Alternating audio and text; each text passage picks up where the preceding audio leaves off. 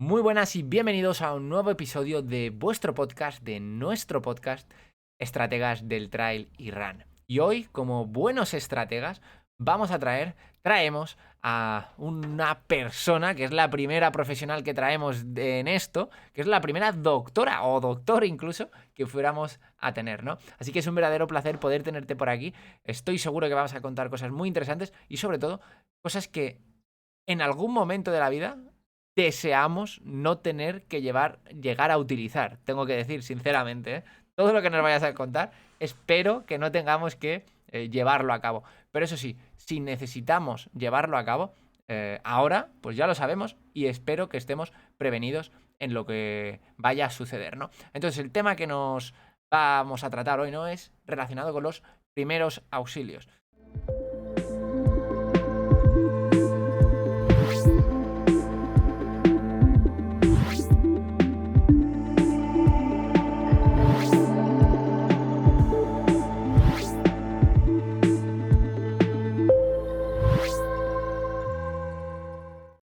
Y Hanna, tengo que darte la bienvenida. Muchísimas gracias por estar aquí con nosotros. Ay, madre mía, que me atraganto. Para todas las personas que no te conozcan, ¿quién es Hanna Albéniz? ¿Quién es la doctora Hanna Albéniz? Bueno, pues lo primero, muchas gracias a ti por invitarme al podcast, que ya tenía ganas de pasarme por aquí. Y nada, pues soy Hanna, soy médico de urgencias, trabajo en urgencias de un hospital. Y bueno, a ver qué os puedo contar o aportar para si en algún momento tenéis algún apurillo, que os acordéis y poder salir lo mejor posible de ello. Claro, esa es la parte que yo quería resaltar, ¿no? O sea, creo que va a ser muy interesante todo lo que nos vas a contar, pero, joder, siendo sincero, no quiero tener que utilizarlo, ¿no? Hombre, eso sería lo mejor, no tener que utilizarlo, pero raro es que si te pasas muchos años haciendo deporte y deporte de montaña, alguna lesión, aunque sea mínima, no hay que ponerse en algo dramático, seguro que habéis visto, veréis y seguiréis viendo, vamos, seguro 100%. Claro. Lo siento, pero, Mierda, pero es mierda, así. mierda, mierda. Bueno, Hanna, para la gente que no te conozca, ¿no? O sea, ¿qué es a lo que te dedicas profesionalmente? Bueno, pues como he comentado antes, yo soy médico de urgencias en un hospital público. Y tengo la suerte de que mi hospital abarca un área de montaña. Entonces, bueno, la suerte porque a mí me gusta.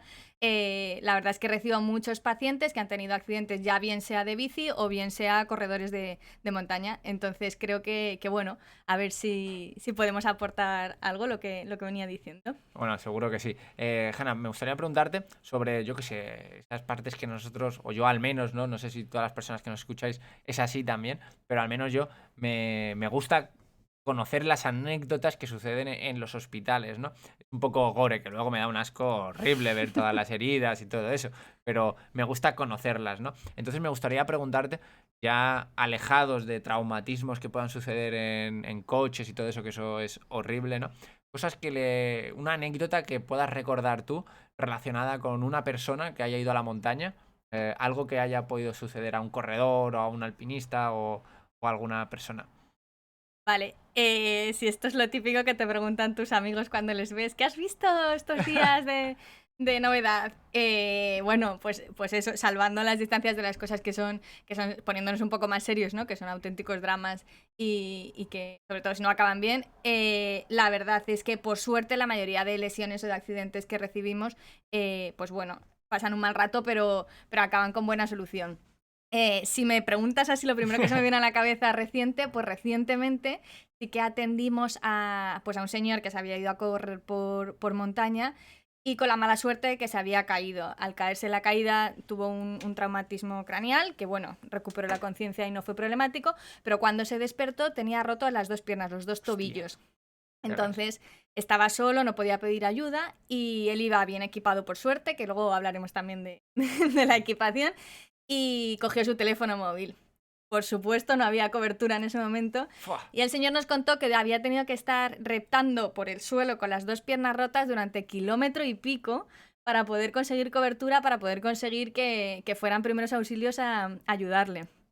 Y bueno, esto que lo cuento yo ya puede ser como así, pero imaginaros al hombre contándoslo a vosotros en primera persona. A mí se me ponía la piel de gallina escuchándole. Claro, él no sabía si iba a tener que reptar 1 kilómetro o 5, no sabía cuándo iba a haber cobertura.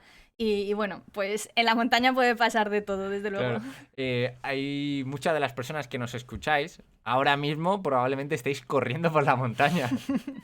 O sea, tú imagínate esa situación. Qué mal rollo. Claro, o sea, pero es real, ¿no? Muchos de los oyentes lo hacen a través, o sea, mientras están corriendo por la montaña. Pues ahora tú imagínate, tú que lo estás escuchando, que te caes por ahí, tío. O sea, en la cima. Es salvaje, Sí. ¿no? O sea, imaginarte en esa situación que realmente es muy estresante, no sabes qué te puede pasar, no sabes cuánto tiempo vas a tener que estar allí, no sabes si te van a poder llegar a recoger pronto o van a tardar mucho. No sabes cómo ¿no? va a acabar. Exacto. Sobre todo. Probablemente vaya a acabar muy bien, sobre todo si nos escuchas desde países desarrollados. ¿A qué me refiero a países desarrollados? Ostras, pues, bueno, desarrollados no, sino que se pueda llegar fácilmente a ese punto, ¿no? A la montaña. Si te pasa algo en el Everest a 8000 metros, igual no te vienen a recoger Ahí sí que fácilmente. tienes que saber primeros auxilios. Claro. Entonces yo me estoy imaginando a ese corredor que ahora mismo lo estoy escuchando y diga, me cago en la leche y si me caigo yo aquí, ¿qué pasa ahora, no? O al menos eso es lo que yo estaría pensando, ¿no? Entonces, ojalá no me pase eso nunca, de que se me rompan 2 tobillos, me parece una locura, ¿no? Pero imaginemos que tenemos alguna situación en la cual pues se complica todo un poquito más, ¿no? ¿Por qué es importante conocer lo básico en primeros auxilios? Bueno, yo creo que tener una mínima noción de primeros auxilios es importante en todos los contextos de la vida, porque puede pasar en cualquier sitio, pero desde luego es importante si somos personas que estamos continuamente alejados de la ciudad o alejados de centros sanitarios, es decir, donde la asistencia sanitaria especializada vaya a tardar un tiempo en llegar. Sabemos que cuando estamos en la montaña y nos pasa algo, van a tardar en atendernos mucho más que si nos pasa en medio de la ciudad. Entonces, yo creo que es importante, primero porque la primera atención puede variar mucho luego el pronóstico de la lesión, ¿no? Muchas veces el accidente no se puede evitar, hay muchas cosas en las que no vamos a poder hacer nada, donde ni siquiera un profesional sanitario podría hacer algo. Pero hay otras veces donde con un poco de conocimiento sí que vamos a poder apañar un poquito hasta que por lo menos llega una atención especializada que pueda acabar de resolver el problema. Y esto en montaña es muchísimo más frecuente que en medio de la ciudad, desde luego. Claro, Hanna, y eso lo entiendo. Entonces me gustaría saber qué es lo primero que deberíamos hacer si nos encontramos a una persona lesionada cuando estamos yendo por la montaña. Vale, bueno, obviamente todo esto va a depender mucho del tipo de lesión. No es lo mismo encontrarte a alguien que se ha hecho un esguince en el tobillo que encontrarte a una persona sin conocimiento tirada en el daño. Obviamente no es lo mismo. Pero lo que sí siempre está claro es que hay 3 cosas que tenemos que tener claras, que son las siglas PAS. Proteger, la primera, es si es mirar alrededor, ver que está en un entorno seguro la persona lesionada. Esto se ve muy claro en un ciclista en la carretera, obviamente hay que retirarle de la carretera para poder atenderle y por seguridad de él. En montaña, si creemos que se están desprendiendo piedras o que está en un sitio con riesgo de caída, lo primero sería proteger a la persona, protegernos a nosotros para poder ayudarle. Lo siguiente que hay que hacer inmediatamente es avisar, pedir ayuda. Si vuelvo un poco a lo mismo, si estamos hablando de un esguince, pues a lo mejor no hay que volverse loco a pedir ayuda, pero si estamos hablando de una cosa grave, de una cosa que nos preocupa, que probablemente, lo que decía antes, nosotros no vayamos a poder resolver, desde luego lo siguiente que hay que hacer es pedir ayuda, avisar. Si no avisas tú, de conseguir a una persona, que esa persona se vaya encargando de pedir ayuda. Y lo tercero, que es a lo que inicialmente reaccionamos nosotros, es socorrer a la persona como tal, intentar ver pues si respira, si no respira, si está consciente, si está inconsciente, si está sangrando, si no está sangrando. Esto ya pues va a ser mucho más específico y obviamente cuantos más conocimientos tengas, pues mejor saldrás de esta situación. Pero lo básico es proteger a la persona del medio donde está, avisar para que venga atención especializada y socorrer en la medida que tú puedas o que uno pueda. Claro, sobre todo me imagino, en la medida que podamos, no tenemos ni pajolera idea, poquito vamos a poder socorrer. Sí, esto que no apure mucho, porque quiero decir, incluso aunque sea una persona con conocimientos sanitarios, si lo que nos encontramos es una persona con un infarto, con una parada cardíaca, con una hemorragia intracraneal, por ponernos en cosas graves, ni aunque tú seas sanitario, realmente en ese medio vas a poder hacer algo, pero estás haciendo una buena atención y estás mejorando el pronóstico simplemente siguiendo esas 3 partes, porque ya has protegido a la persona de que le ocurra otra cosa mala, ya has avisado para que venga alguien lo antes posible y ya lo que tú puedes hacer en ese medio pues estará más o menos limitado por lo que le haya ocurrido. Pero tú ahí ya estás haciendo muchísimo trabajo, aunque no lo creas. Sí, claro, yo al final digo, hostia, tío, ahora me voy por la montaña, ¿no? O alguna de la gente que nos esté escuchando, lo mismo que decía. De repente te encuentras a alguien que se ha caído y se ha hecho algo y digo, ya, yo lo único que voy a hacer es protegerle, yo lo único que voy a hacer es avisar a alguien. Pero siempre te queda ahí la idea de esto de, jolín, igual podría hacer algo más. Tú crees que no se puede hacer nada en la mayoría de los casos, ¿no? No es que no se, digo, no se puede hacer nada y parece que realmente no se puede hacer nada de nada, pero bueno, luego podemos repasar algunas igual de las lesiones más frecuentes o igual podemos hablar de cosas más particulares en cada caso que sí que podríamos hacer que ayuden directamente a hacer esos primeros auxilios. Pero de verdad que esas 3 cosas cambian el pronóstico de lo que le pasa a la persona. Que me pronóstico cuando llegas al hospital, ¿no? De si está peor o está más o menos igual. Esa persona va a agradecer que tú estés allí y hayas hecho lo que hayas podido. Mira, acuérdate del que reptó el 1,5 km. Sé bien que hubiera agradecido estos 3 pasos. Si lo hubieran avisado antes, ¿no? O sea, si alguien hubiera podido avisar al servicio de emergencias, me imagino que le fueron a buscar, ¿no? Esa gente de montaña o algo así, me imagino que lo fueron a buscar, ¿no? Jolín.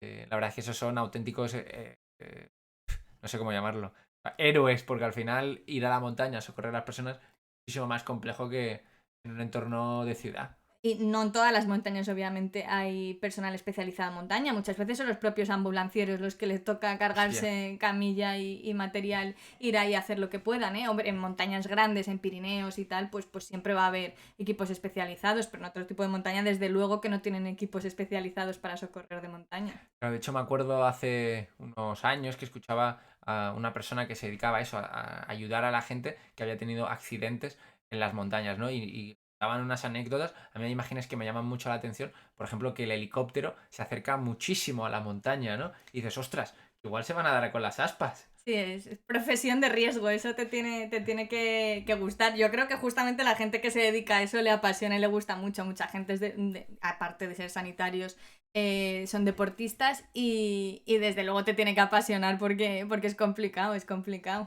Sí, sí. Estás ahí expectante a lo que va a suceder, ¿no? Cuando vayas a ese entorno, ¿no? Y estabas comentando un poquito por encima, ¿no? Ya le dejabas entrever ahí un poquito de las lesiones más frecuentes que suceden en la montaña, ¿no? O al menos las que vosotros creéis que son.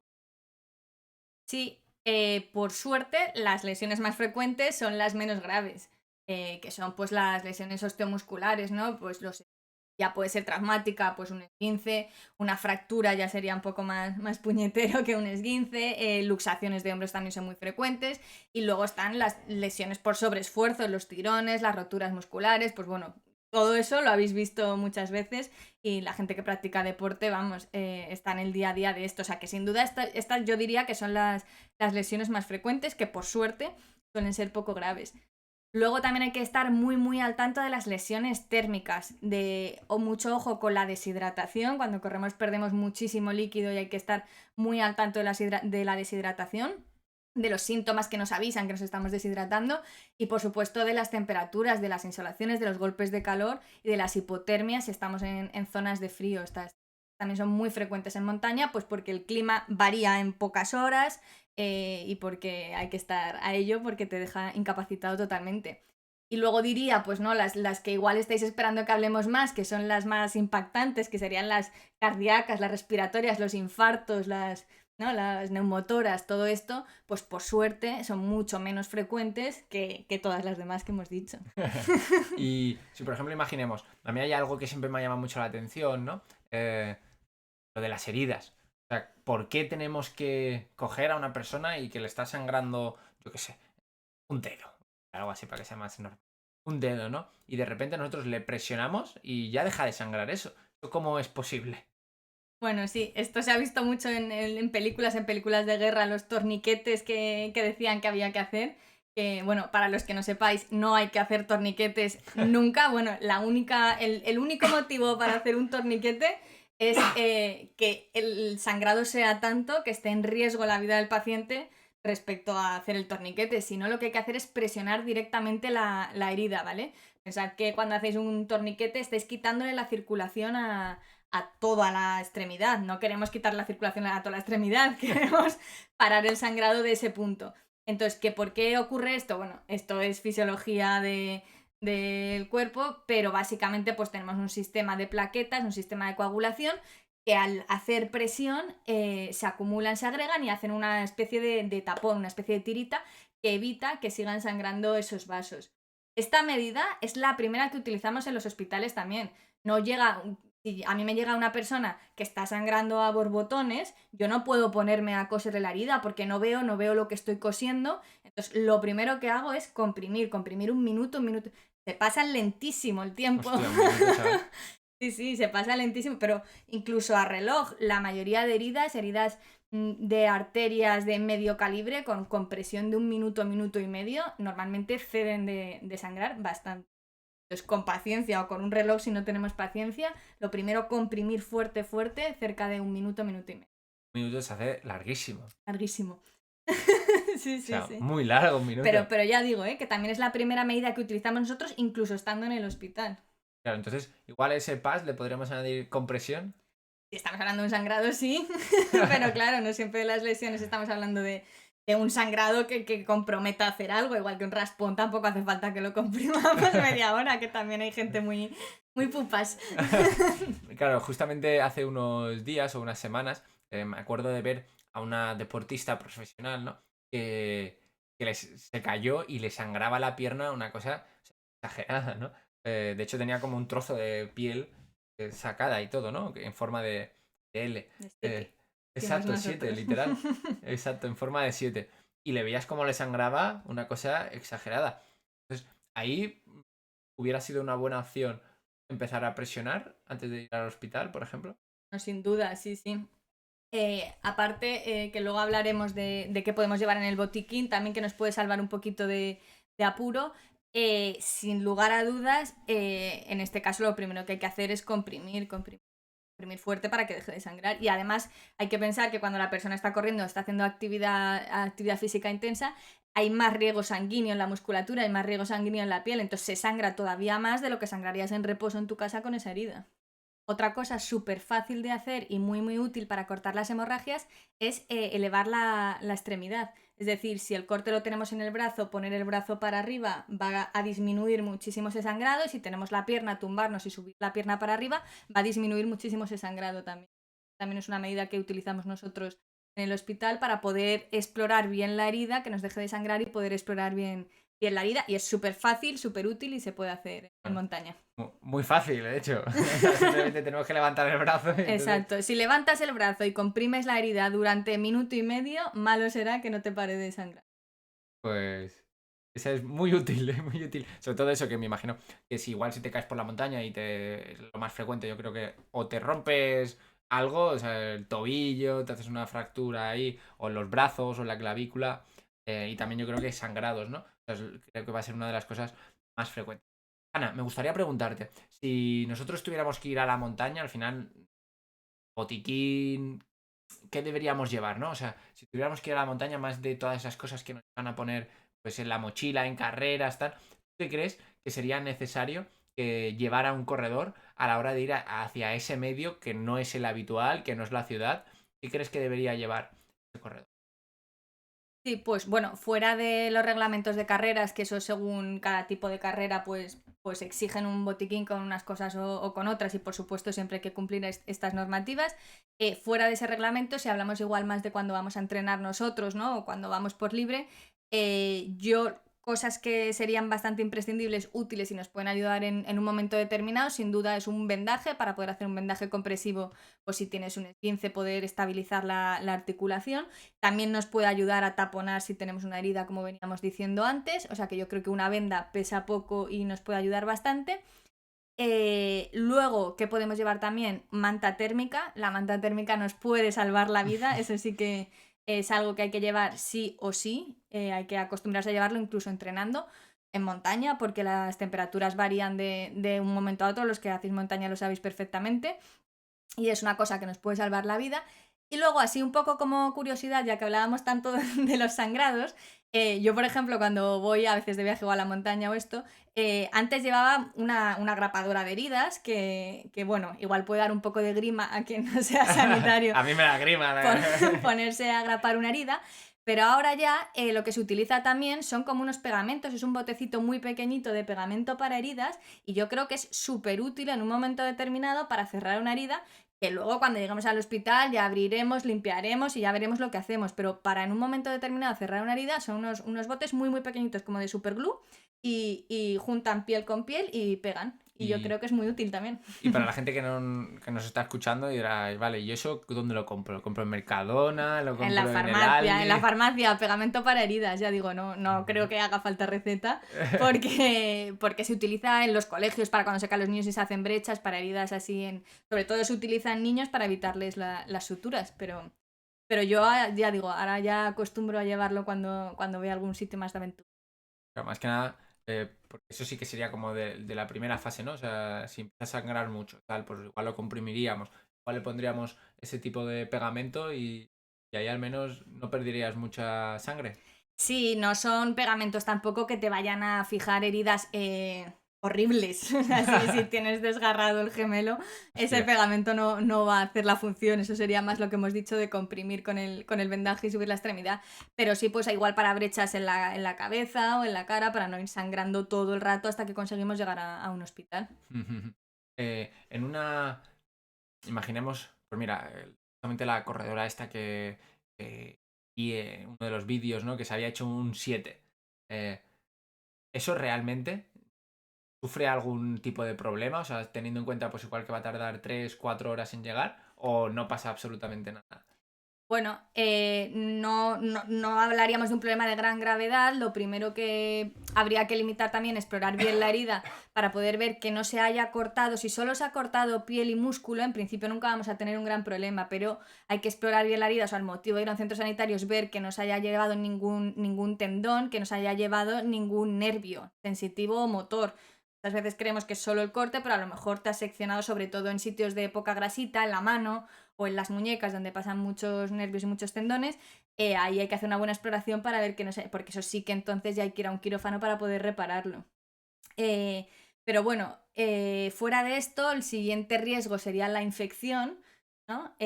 Al final son heridas sucias, son heridas en las que entra barro, entra o sea, entra polvillo, entonces si además nosotros las cerramos, estamos metiendo la suciedad en esa herida, entonces lo que es muy importante es lavarlo bien, pero eso no lo vamos a poder hacer bien en montaña hasta que lleguemos a un sitio y en principio antes de las 8 horas se podría suturar esa herida, pasadas las 8 horas ya es más controvertido el que se pueda suturar y cuanto antes se suture el tejido está mejor para luego poder cicatrizar mejor. Una herida que se cose o que se limpia y se repara pasadas 4 o 5 horas siempre va a quedar un poquito peor que una herida que se haga inmediatamente.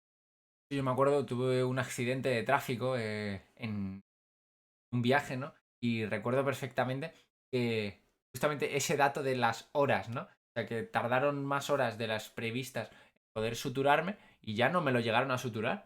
O sea, Sí. Esto a veces se deja, cuando han pasado muchas horas, la herida es muy sucia, se deja la herida abierta, que decimos que cierre por segunda intención, y es que se vaya cerrando sin llegar a suturarlo. El problema de esto es que tarda muchísimo en cerrarse, no sé cuánto te tardaría a ti, pero pues estás un una día... casi un mes. No sé si es Efectivamente, posible, pero a sí. mí me duró muchísimo. Tardan muchísimo en cerrarse Encima era en el sobaco, no sé si eso afecta, me imagino también la transpiración, tal, y no que sé es una qué. zona de flexión también, pero... hay una solución, pero bueno, esto ya es meternos más en morbillo. A veces, si creemos que la herida va a quedar muy mal, es en un sitio muy vistoso o que va a tardar muchísimo en cerrar, lo que se hace cuando se llega al hospital es se recortan los bordes de esa herida de nuevo, como si la herida fuese nueva y se suturaría sobre esa herida. ¿No? Sí, sí, O sí. sea, agrandarías la herida para poder suturarla. Lo más que puede pasar es eso, son los riesgos de infección y estéticos y lo que hemos comentado, desde luego si ya hay alguna afectación de nervio, ahí sí que el tiempo corre más en tu contra. Sí. Tendón. De hecho, yo me acuerdo que se estaban planteando esa opción, si volver a abrirla, o sea, una de ellas, ¿no? Porque tuve varias, entonces volver a abrirla o por otro lado, dejarla así, ¿no?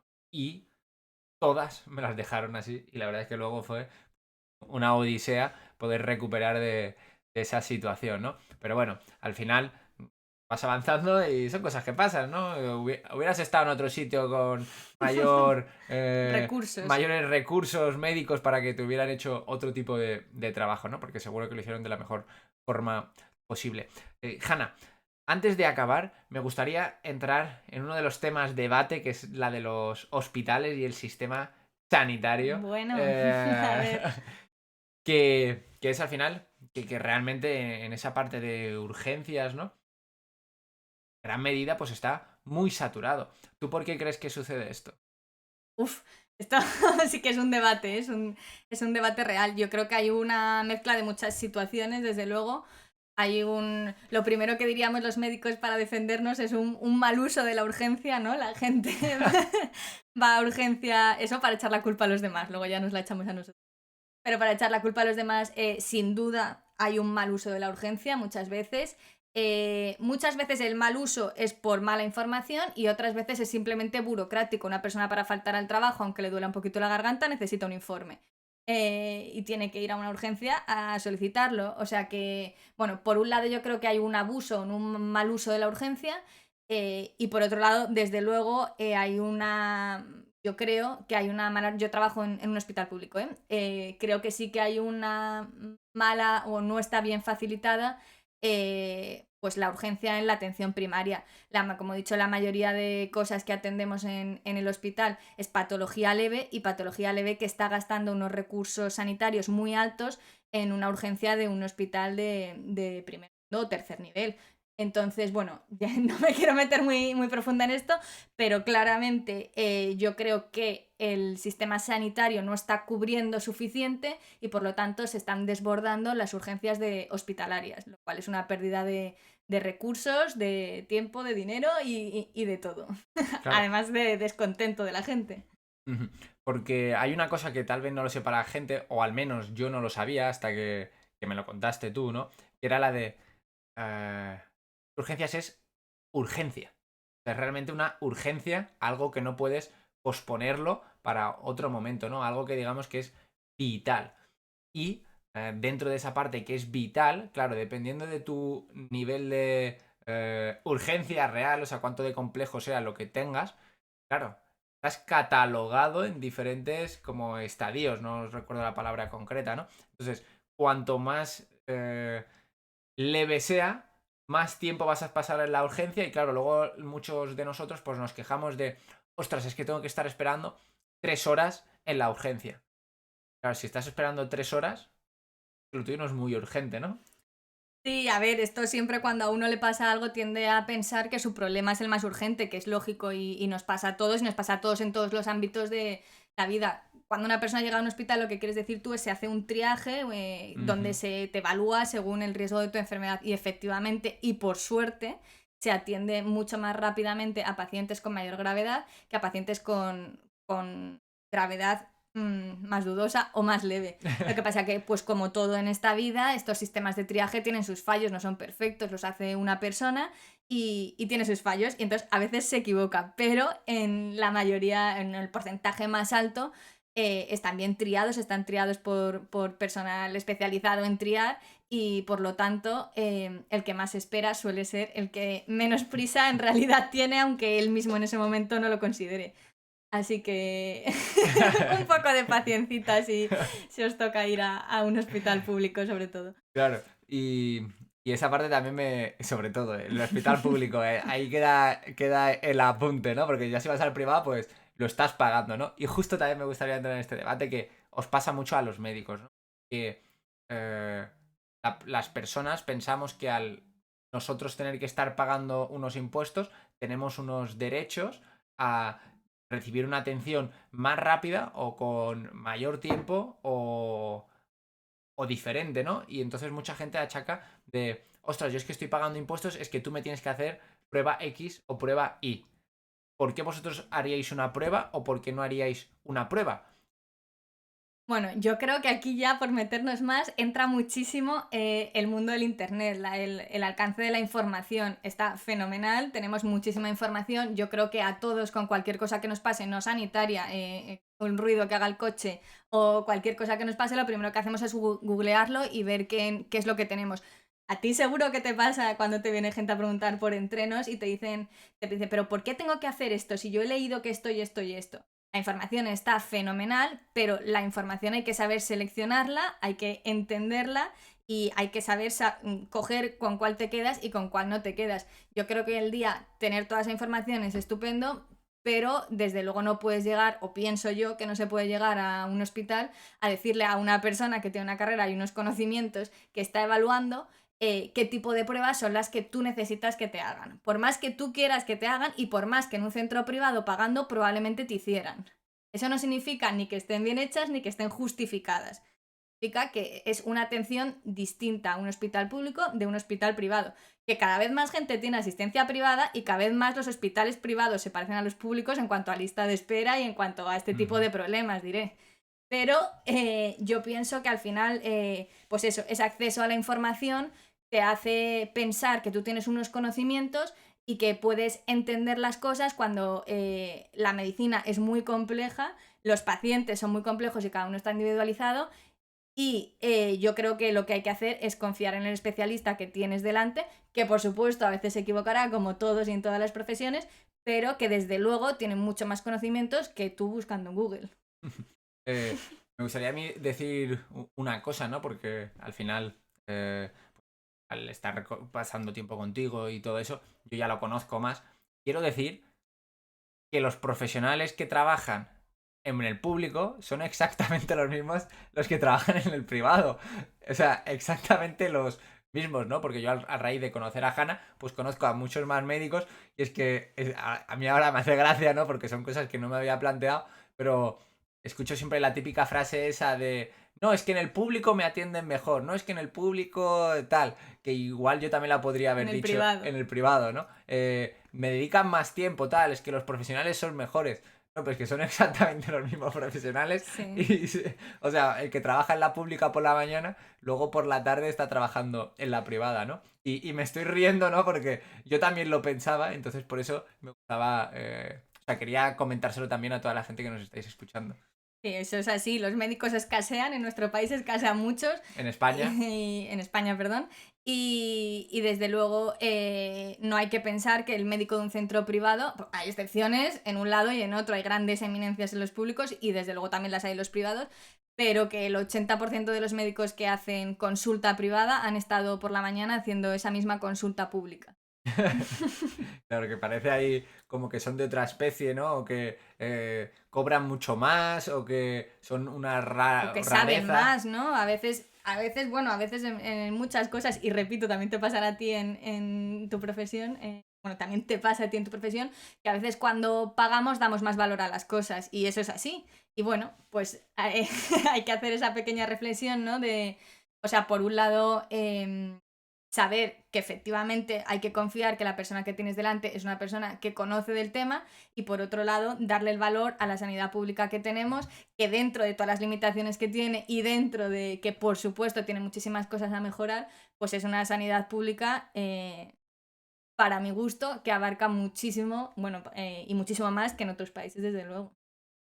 Y simplemente, ya para ir cerrando el episodio de hoy, el capítulo de hoy, me gustaría preguntarte una de las grandes preguntas que tenemos en el podcast que al final hace referencia al mismo, ¿no? Que es ¿qué es ser un estratega? Y en este caso, pues, ¿qué es ser una estratega para ti como médico?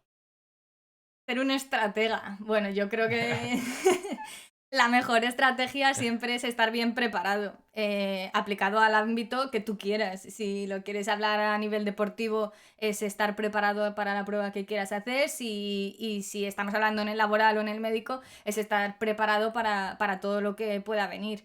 Yo creo que estar preparado dentro de que por supuesto siempre va a haber cosas que se nos escapen de las manos y que pues, hay que tener una buena capacidad de reacción y aclimatarse, ¿no? ¿Cómo se dice? Ay, no, Adaptarse. adaptarse, sí, que igual tú tienes una idea preconcebida de las cosas que van a pasar y son otras totalmente distintas, pero yo creo que una buena preparación, una buena información sobre cualquier tema es la mejor estrategia sin duda y eso te posiciona por delante de todo el que no vaya preparado, que ya es mucho. Buenísimo, Hanna. No sé si te gustaría. Doctora Hanna, por Dios, ¿eh? Doctora Hanna, nada, es broma. Bueno, es broma, no, ¿no? Doctora Hanna. Doctora Han. Doctora Albeniz. No sé si te gustaría dejar algún último mensaje para toda la gente que nos esté escuchando.